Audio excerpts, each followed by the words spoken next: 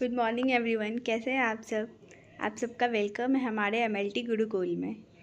आज हम लोग बात करेंगे एक बहुत इम्पॉर्टेंट टॉपिक के ऊपर, जो कि है ब्लड। जैसे कि आप सभी जानते होंगे, ब्लड एक वाइटल कनेक्टिव टिश्यू है जो हमारे बॉडी के सर्वाइवल के लिए बहुत इम्पॉर्टेंट है। ये एक स्पेशलाइज्ड फ्लूइड है जो ऑक्सीजन, न्यूट्रिएंट, हार्मोन और वेस्ट प्रोडक्ट को बॉडी के अलग अलग ऑर्गन तक पहुंचाता है। अभी हम लोग जैसे इंट्रोडक्शन दे रहे हैं तो हम लोग कंप्लीट ब्लड के बारे में सब कुछ जानेंगे, तो थोड़ा थोड़ा हम लोग जानते हैं। तो चलिए जानते हैं कि ब्लड कैसे बनना है। तो ब्लड मेनली दो पार्ट से मिलके बनता है। क्या क्या है वो? प्लाज्मा और फॉर्म्ड एलिमेंट। प्लाज्मा क्या है? प्लाज्मा एक लिक्विड पार्ट है। वही फॉर्म्ड एलिमेंट है जिसमें सेल्स आते हैं, जैसे आरबीसी, डब्ल्यूबीसी और प्लेटलेट्स। एक बार हम लोग थोड़ा सा फंक्शन भी देख लेते हैं क्या क्या होता है। आरबीसी का फंक्शन है ऑक्सीजन ट्रांसपोर्ट करना, डब्ल्यूबीसी का फंक्शन है इन्फेक्शन से लड़ने का, और वहीं प्लेटलेट की बात करें तो वो क्या करते हैं? क्लॉटिंग में हेल्प करते हैं। ब्लड का बहुत इंपॉर्टेंट फंक्शन है बॉडी टेम्परेचर को रेगुलेट करना, इम्यूनिटी प्रोवाइड करता है और एसिड बेस बैलेंस मेंटेन करता है। बस यही कारण है जिस वजह से ब्लड को रिवर ऑफ लाइफ भी कहा जाता है। अभी देख लीजिए, एक मैंने आपको एक इन्फॉर्मेशन दे दिया इंट्रोडक्शन के बारे में। ये सेम चीज़ यहाँ पे आपको रिटेन फॉर्म में है। आगे हम लोग बात करते हैं प्रॉपर्टीज़ ऑफ ब्लड का। ब्लड का बहुत unique physical and chemical properties है जो ब्लड को सूटेबल करता है बहुत सारे डिफरेंट फंक्शन करने के लिए। पहला जो प्रॉपर्टीज़ हम लोग देखते हैं वो है कलर। ब्लड का कलर मेनली हेमोग्लोबिन और उसके ऑक्सीजनेशन स्टेट पर डिपेंड करता है।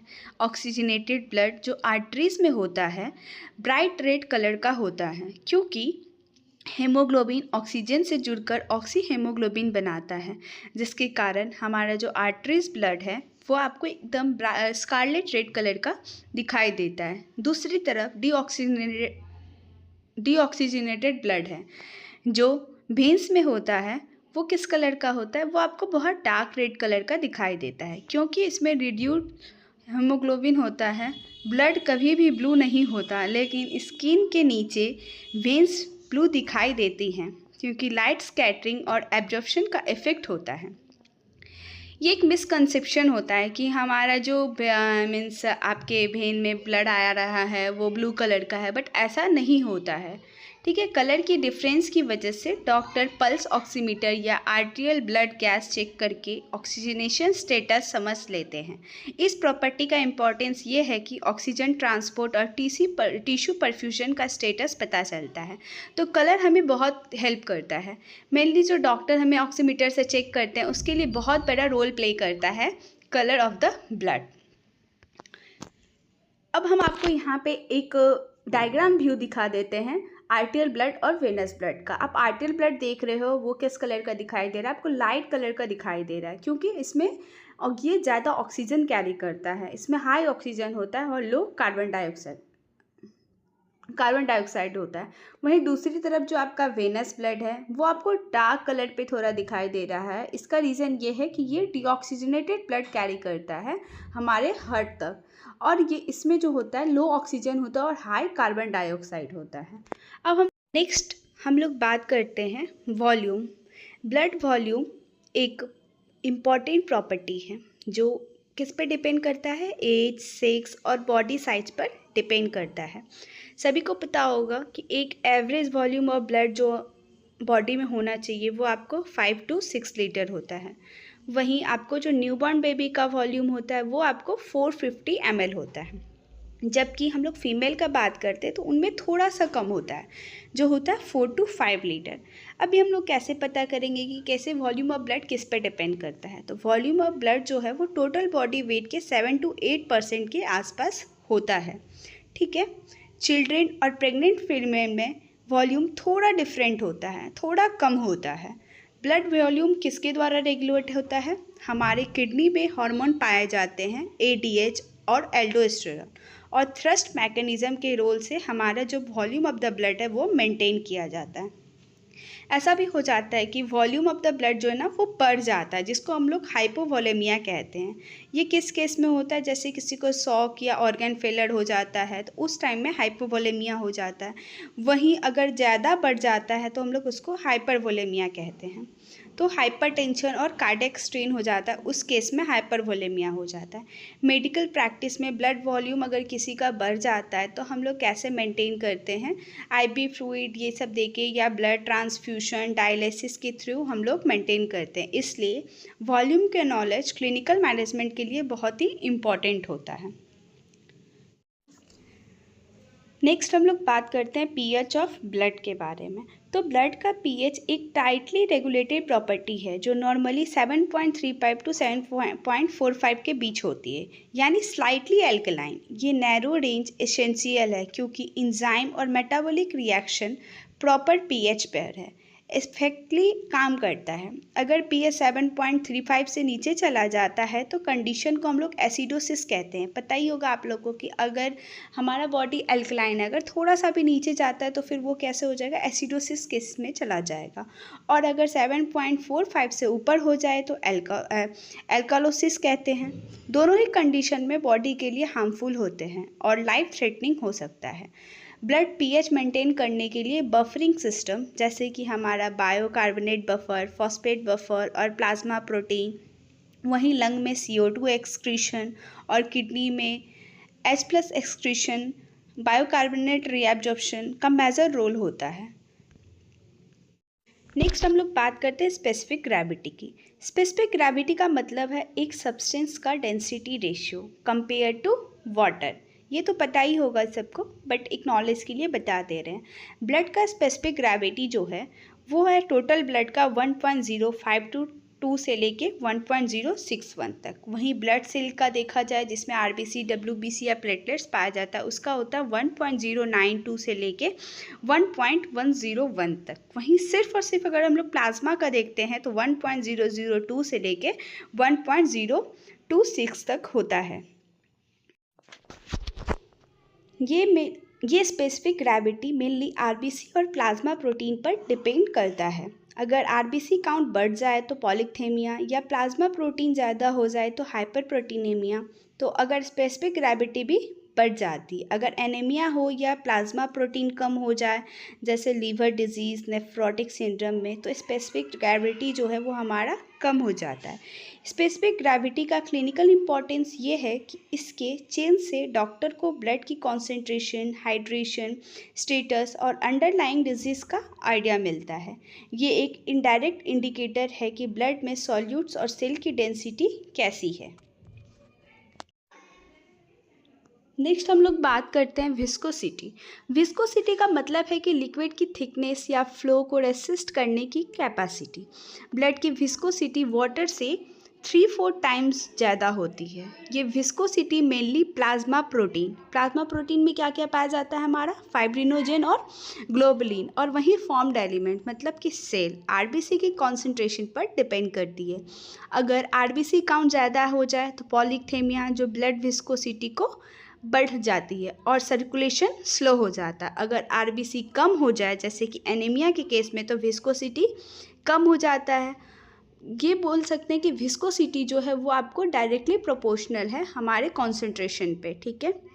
अब विस्कोसिटी ब्लड प्रेशर और सर्कुलेशन के लिए बहुत इंपॉर्टेंट है क्योंकि ये डायरेक्टली प्रोपोर्शनल है, आपको रेसिस्टेंस को इन्फ्लुएंस करती है।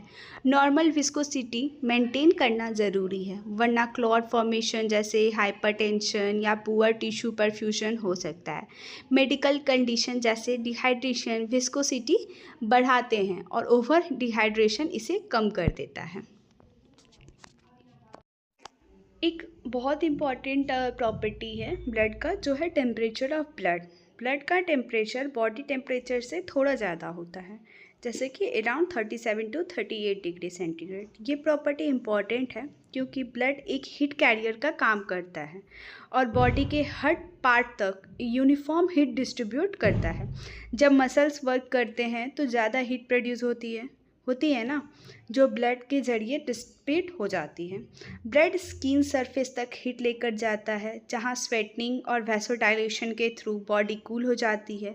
अगर बॉडी कोल्ड इन्वायरमेंट में होती है तो वैसो कंस्ट्रिक्शन होकर हीट लॉस कम कर दिया जाता है। इस तरह ब्लड का स्लाइटली हाई टेम्परेचर थर्मोरेगुलेशन के लिए एसेंशियल है। फीवर के टाइम में ब्लड का टेम्परेचर टेम्परेरीली बढ़ जाता है, जो इन्फेक्शन से फाइट करने के लिए हेल्पफुल होता है। इसलिए ब्लड का टेम्परेचर एक डायनेमिक प्रॉपर्टी है जो हेमोस्टैसिस मेंटेन करता है। नेक्स्ट एक और इम्पॉर्टेंट प्रॉपर्टी आप लोग को बता देते हैं, कोआगुलेशन प्रॉपर्टी ऑफ ब्लड। जैसे कि आपको पता ही था कि हमारे जो प्लाज्मा प्रोटीन है उसमें हमारा कोआगुलेशन फैक्टर या प्लेटलेट्स में कोआगुलेशन फैक्टर प्रेजेंट होता है, जो ब्लड का एक यूनिक और लाइफ सेविंग प्रॉपर्टी है। कोआगुलेशन या क्लॉटिंग, जब किसी वेसल्स में इंजरी होती है तो ब्लड क्लॉट बनाकर एक्सेसिव ब्लड लॉस को रोकता है।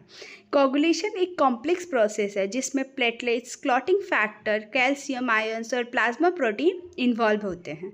प्रोसेस मेनली 3 स्टेज में होता है, वैसोकंस्ट्रिक्शन, प्लेटलेट प्लग फॉर्मेशन और क्लॉट फॉर्मेशन। ठीक है, ये जो सिस्टम है कोआगुलेशन प्रोसेस को, ये हमारा मेनली कौन वर्क करता है? प्लेटलेट, जो एक बहुत हेल्पफुल प्रोसेस को इन्वॉल्व करता है। आई होप कि आप लोगों को प्रॉपर्टीज अच्छे से समझ आ गई होंगी। यहाँ पे कुछ प्रॉपर्टी मेंशंस नहीं है, हम ट्राई करेंगे उसे मेंशंस करने का, या फिर आपको टेलीग्राम पे इसका पूरे PDF अच्छे से मिल जाएगा। अब हम लोग नेक्स्ट बात करते हैं फंक्शन ऑफ ब्लड की। अब जब जिसके प्रॉपर्टीज़ इतने अच्छे होंगे तो फंक्शन भी बहुत अच्छे होंगे। तो अब आगे हम लोग बात करते हैं फंक्शन ऑफ ब्लड के बारे में। तो देखा जाए क्या क्या फंक्शन होता है ब्लड का, जैसे कि nutritive function, respiratory function, regulation of water balance, regulation of acid base balance, regulation of body temperature, storage function, defensive function, transport of hormones and enzyme. तो ये आपको समझ आ गया कि अब हम लोग एक एक फंक्शन को बहुत अच्छे से समझेंगे। न्यूट्रेटिव फंक्शन, नाम से पता चल रहा है कि ये कुछ न्यूट्रिशन से जुड़ा हुआ है। तो इस पर क्या होता है, न्यूट्रेटिव सब्सटेंस जैसे कि glucose, lipid, vitamins and amino acid जो डिराइव्ड होता है हमारे, जो हम लोग खाना खाते हैं उससे जो हमारे जितने भी न्यूट्रिशंस एब्जॉर्ब होते हैं हमारे गैस्ट्रोइंटेस्टिनल ट्रैक्ट के थ्रू, वो क्या करता है, ब्लड के द्वारा कैरी होता है और हमारे different part of the body में भेजा जाता है growth and production of energy के लिए। नेक्स्ट हम लोग बात करते हैं रेस्पिरेटरी फंक्शन। ब्लड का सबसे क्रूशियल फंक्शन है गैसेस का एक्सचेंज, ऑक्सीजन और कार्बन डाइऑक्साइड का। ये प्रोसेस रेस्पिरेटरी फंक्शन के नाम से जाना जाता है। ऑक्सीजन ट्रांसपोर्ट, जो लंग्स का एल्विलाई में हो, इनहेल्ड ऑक्सीजन ब्लड के RBC के हेमोग्लोबिन से बाइंड हो जाता है और ऑक्सी हेमोग्लोबिन फॉर्म होता है। वहीं कार्बन डाइऑक्साइड जो मेटाबॉलिज्म के दौरान सेल से CO2 प्रोड्यूस करते हैं, जो ब्लड के जरिए लंग्स तक ले जाया जाता है। अगर रेस्पिरेटरी फंक्शन डिस्टर्ब हो जाए, जैसे एनीमिया, CO पॉइजनिंग या रेस्पिरेटरी डिजीज़ होता है, तो टिश्यू को ऑक्सीजन सप्लाई कम हो जाता है और लाइफ थ्रेटनिंग कंडीशन डेवलप हो जाता है। इसलिए रेस्पिरेटरी ब्लड का मोस्ट इम्पॉर्टेंट फंक्शन है रेस्पिरेटरी फंक्शन।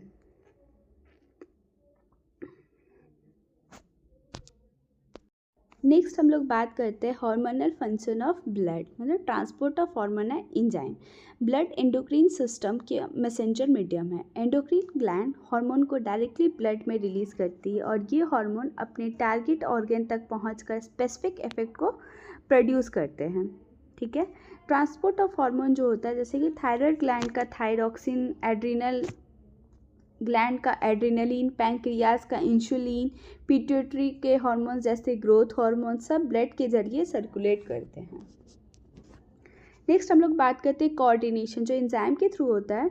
हार्मोन और एंजाइम मिलकर एक ऑर्गन में रिलीज होते हैं और दूसरे ऑर्गन पर एक्शन करते हैं। अगर हार्मोनल ट्रांसपोर्ट ना करे तो एंडोक्रीन और नर्वस सिस्टम का कोऑर्डिनेशन इम्पॉसिबल हो जाता, इसलिए ब्लड को मोबाइल एंडोक्रीन कैरियर भी कहा जा सकता है। अब हम लोग नेक्स्ट फंक्शन देखते हैं, जो है regulation of acid base balance. इसको हम लोग बफरिंग फंक्शन ऑफ ब्लड भी बोल सकते हैं। ब्लड की बफरिंग प्रॉपर्टी उसकी फंक्शन के रूप में एक भी एक्सप्लेन की जा सकती है। ये एसिड बेस बैलेंस को मेंटेन करता है, जो सर्वाइवल के लिए एसेंशियल है।